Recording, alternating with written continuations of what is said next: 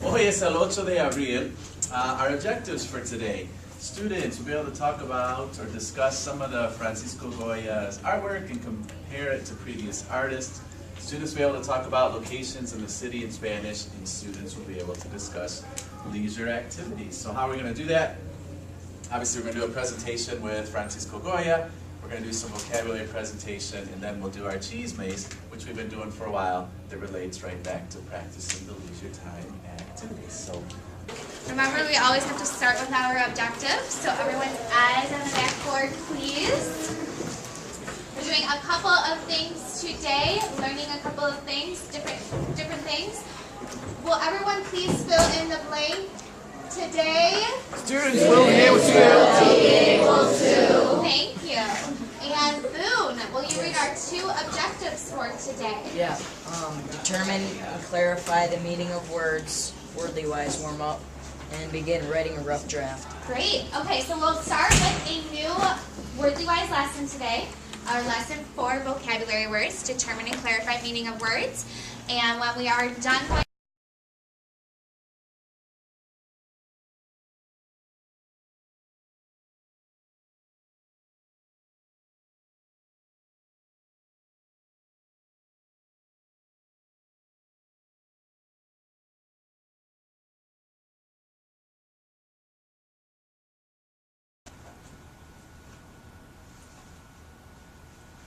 let me know when you're ready.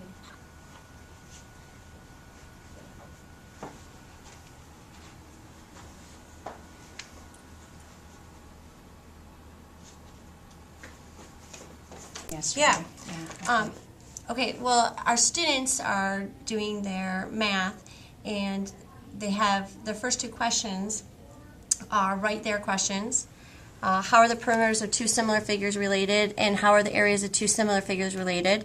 And then we have a vocabulary question, which is a book and brain question, and it's what is the area of rectangle WXYZ, and they need to explain that. So that's their book and brain question. Thank you.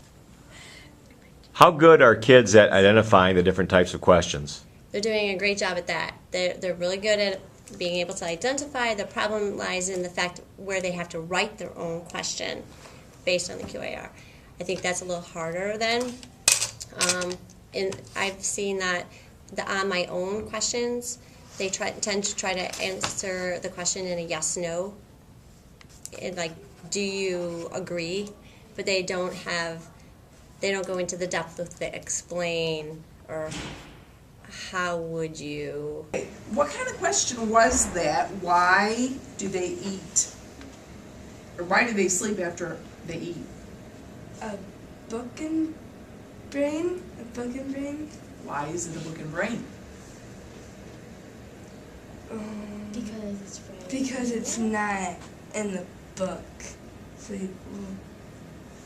Okay.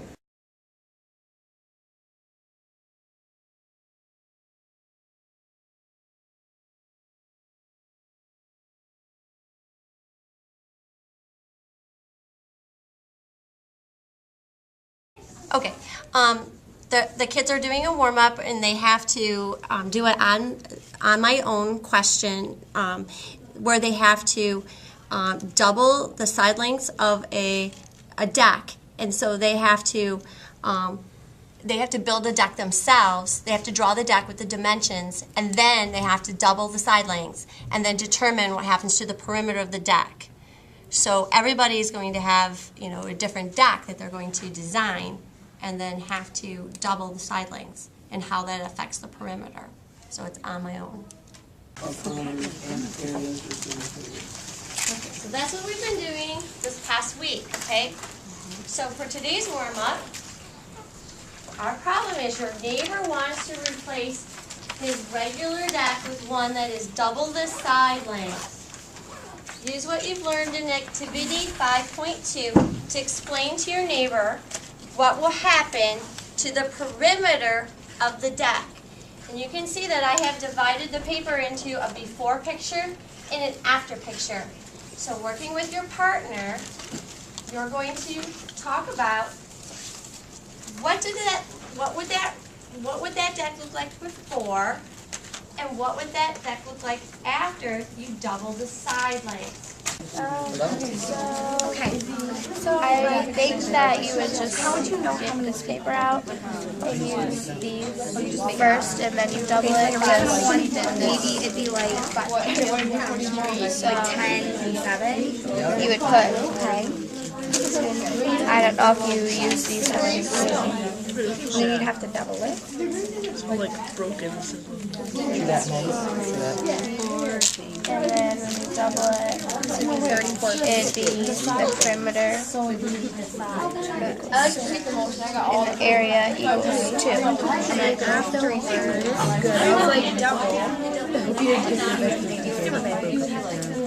So what's going to happen when you double when the you length? double it, you would double it by 2. So then you'd put 4 right here, and then you would do 2 right here, and then you would get the perimeter would be 12, and the area would be 8. You need your dimensions for your original deck, and then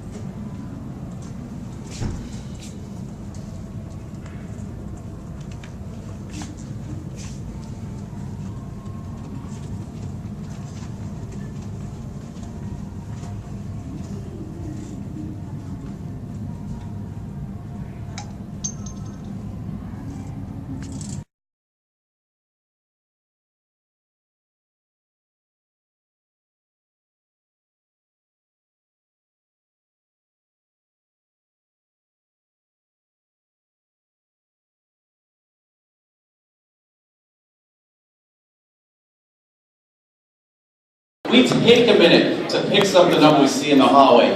Why? Because we have pride and we want our school to look nice. Well, as you guys have been doing that, as you know, we reward you with our bark bucks. And as you can see, a huge amount of bark bucks were turned in this last month. We encourage you, continue what you're doing.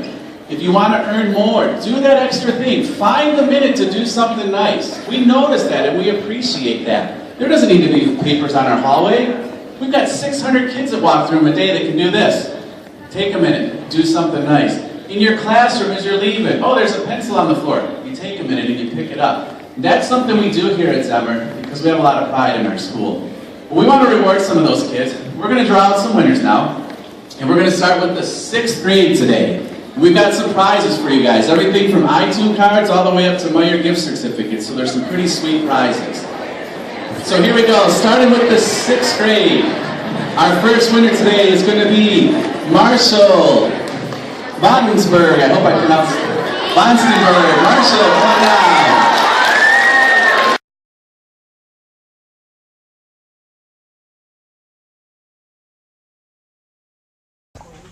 Homework Haven runs every Wednesday afternoon from 3:45 until 4:45 and Friday mornings from 8 until 8:50. It's designed for any student to come in and get assistance with any subject, and it's run always by certified teachers. 25. So could that have gone up 25%? Okay. Do you know how we got that? Okay, so go ahead and write that out, and then try that on the next one.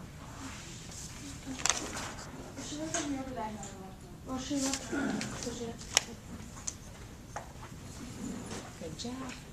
You're doing it. You did 7 times Now, X, once and now